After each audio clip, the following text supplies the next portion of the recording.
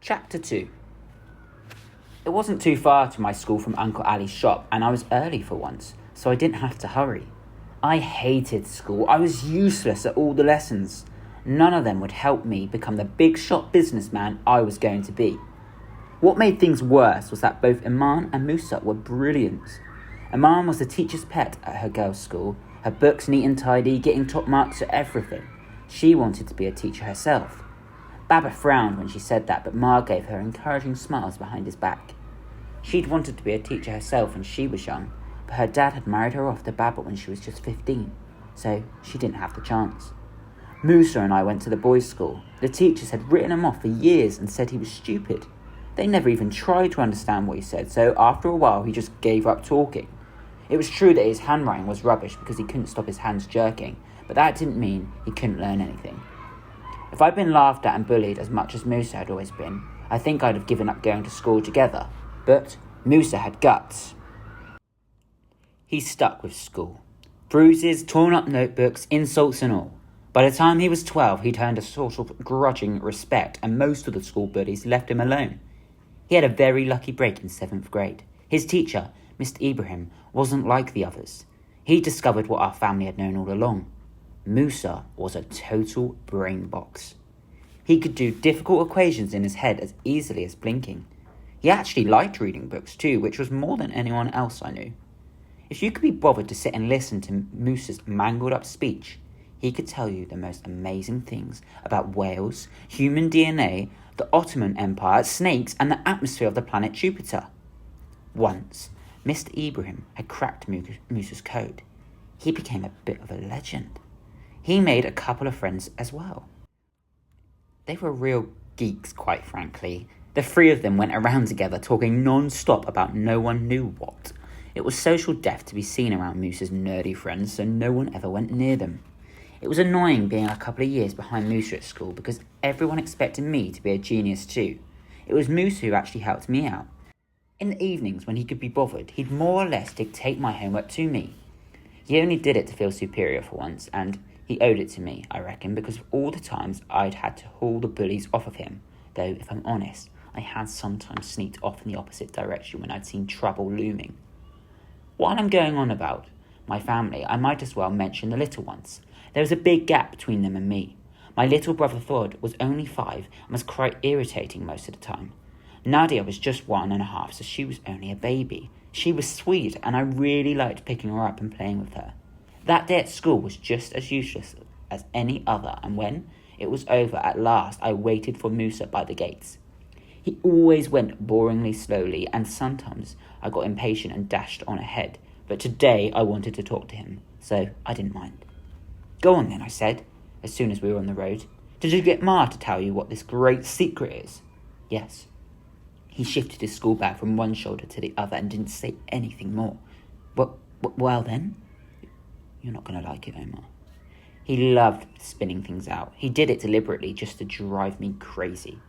I gave him a whack with my school bag, then had to grab his shoulder to pull him upright again as I'd nearly overbalanced him. "Don't do that," he said indignantly. "I won't tell you now." But I could see that he was dying to. I swallowed my irritation. "I'll carry your bag for you if you tell me," I said, offering him a way out. He passed it over. It was full of books and was much heavier than mine. "First, you've got to swear that you won't let on," he said. "Ma said I wasn't to tell anyone." "I swear." "No, you've got to mean it." "I swear." "What do you want me to do? Get down and grovel?" "Okay then. Here it is. We're moving to Dara. Baba's been transferred to the Ministry of Agriculture. Now, what do you think of that?" I stopped dead, right there in the middle of the road. The shock had sent tingles all the way through me. "You're joking, Musa. You've got to be." "I said you wouldn't like it. We're going to live with Granny." What? We can't. Auntie Madja lives there, with Uncle Faisal and all their kids. They're moving out. Come on, Omar. You can't just stand there blocking up the street all day." Somehow, I got my legs moving again. "Well, does Iman know?" "I expect so. Ma tells her everything. I suppose Ford and baby Nadia and half the street know as well. Everyone except me." "Don't be like that. I only found out because you overheard Baba and got me to ask Ma, remember?" "She'd have told you anyway," I said bitterly. Musa was walking faster than me for once. I actually had to catch up with him. When's all this going to happen? End of the month. What? But that's only No, it's 3 weeks away. It's practically tomorrow. What about my job with Rasul and my postcards? Who cares about your postcards? It was Moose's turn to sound jealous. You told me yourself the tourists have nearly stopped coming anyway. Middle and East are dirty words as far as they're concerned. I bit my lip. I had to agree that he was right. The tourists were staying away because they were scared. I hadn't sold a single strip of cards for weeks. I walked on in silence, trying to take in the news. Moose's feelings must have been boiling around too, because he burst out at last. Well, it's all very well for you. What about me? I'll have to start all over again. Thicko, dumbhead, cripple, take that plum out your mouth, Moosa boy. Go on, Moosa, run. Hey guys, look at that. Freak show. And the beatings. Remember? Do you remember that time that they broke my arm? You and your postcards. He stopped and I could tell he was choked up. Sorry, I mumbled. I wasn't thinking. And that's just the kids. The teachers will be worse. They'd ignore me, call me stupid, ask Bava if I can't count up to 10 and make me sit with the babies. You can go on. I'll stick up for you, I said, sounding lame even to myself. I promise, I won't let anyone... Well, yeah, thanks, Moose interrupted. Like it's cool, you're getting your little brother to fight your battles for you. How cool does that sound? We'd almost reached home. Take my bag in for me, I said, thrusting at him. I don't want to face them yet. And I sprinted off towards the Roman theatre, desperate to see Rasul, desperate to keep my dreams alive. On ordinary days, the old city of Bosra was busy. There'd be coaches coming in full of tourists. The drivers would drive them up and down and drop them off in the car park, and then everyone would head off into the ruins. There wasn't much point trying to sell things to people when they first arrived.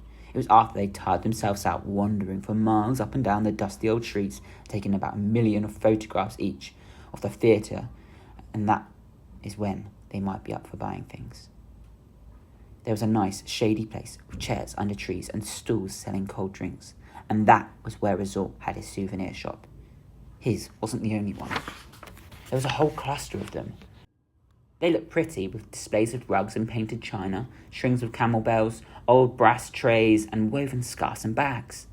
That day, though, things were even quieter than usual. There wasn't even a single car in the car park. Half the stalls were closed and the drink space was shut up. The few shopkeepers who had opened were clustered round Rasul. His mobile phone was clamped to his ear. He was listening to something intently and repeating what he was hearing to the others. I could tell by the way they were standing that the news was bad. Egypt, I heard him say. Voila, demonstrator shot. That's bad. One man's shoulders were all hunched up. Another was half turned away as if he didn't want to look anyone in the eye. Even the postcard boys looked subdued. Usually when no tourists were around, they set up targets and threw stones at them until the adults yelled at them for chipping bits off the Roman columns. Now they were looking from one serious face to another, trying to understand what was going on. Rasul nodded to me to come over. He finished his call and slid his phone into his pocket. Tunisia, Egypt, Libya. Trouble blowing up everywhere. It won't happen, one of the men said. This government... He looked quickly round at the group and went quiet, as if he was afraid he'd said too much. One by one, the men mumbled goodbye, and a little later, all you could hear was the rattle of metal shutters coming down. Rasul went to the back of his own shop and started rooting through the drawer where he kept his papers and money. I followed him inside. Tell me, I begged. What's happening? Rasul looked grim. Bad stuff, little cousin. All over the Middle East. He dropped his voice. Security here is tight, but people are angry. He put his finger to his lips. Pretend I didn't say that. You don't want me into trouble, do you?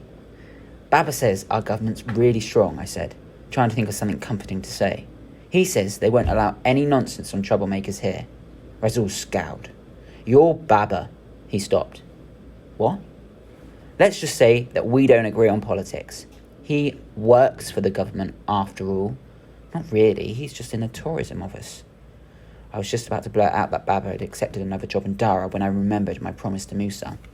The tourist office is government, said Rasul. Anyway, he's going to be with the Ministry of Agriculture in Dara soon. I stared at him, a red tide of anger threatening to swamp me. everyone knew about it before I did. I only found out just now from Musa. It's so unfair. Rizal laughed. Don't be like that. You look like an indignant little rooster, all red and furious. Being laughed at, especially by my hero, was the final straw. Tears spurted into my eyes. Sorry, Habibi. Look, I didn't mean to laugh at you. I know because your dad asked me to sound out something about what I knew in the Ministry of Agriculture. He wanted to know if it was a good place to work. I was honest with him. I said he'd make more money, but everyone hates government people in Dara, and he'd be very unpopular. He wouldn't listen to me, I expect he didn't tell you because he didn't want to upset you too soon. I swallowed. It's all right, I managed to say. It's just that I want to stay here and work with you. Selling cards and stuff. Well, you wouldn't be able to do that anyway. Rizal was rifling through his drawers again. He pulled out a business card, looked at it and put it in his pocket. I'm clearing out myself. Tourism is finished here. Look around you. See any buses? Chinese tour groups? German families? Not even a scruffy backpacker. He dropped his voice. There's so much corruption in this country. Repression, arrests. People are getting tired of it. Especially in Dara. That's where the trouble will start. It'll be nasty too. Anyway, I don't want any part of it. You can't run a decent business in this country. So, I'm getting out. I felt another flush of anger. So, it's a great idea, isn't it? Move us all to Dara, into a lot of nasty trouble. You'll be alright, he said breezily. Just don't... I know, I interrupted him. Don't talk about politics. Keep your thoughts to yourself. Blah, blah, blah. I followed him out of the shop and waited while he pulled his own metal shutter down. I'll walk home with you, he said. I'm going that way. What are you going to do, Rizal? I asked him. He was walking so fast I had to almost run to keep up. I'm getting out, he replied quietly. What do you mean? A horrible anxiety was gripping me. He slipped his hand inside his leather jacket and pulled out the business card he'd fished out of his drawer. This is the passport to my future, Omar. That's not a passport. I know what a passport looks like. He gave my arm a playful whack. The man whose name is on this card is going to take me to my future, he said grandly. I'm heading to Germany or Sweden or England. But it's dangerous, I said anxiously. I've heard about those traffickers. They let you suffocate in the back of lorries and you get drowned in the sea and... Nah, he said. This guy knows lots of ways. He's expensive, but it'll be worth it. There was a lump in my throat and I had to swallow hard again before I could speak. Well, what are you going to do in Europe? Work hard, save money, open my own shop in a year or two. Then I'll send for you. We'll go into business together. I felt as if the sun had come out after a freezing shower of rain. Do you mean that, Rizal? Of course I do. You're a natural salesman. We'll make a fortune together. Hey, Habibi, no tears. I'm not saying goodbye just yet. It'll be weeks before I'm ready to go, and I'll come and see you all before you leave for Dara.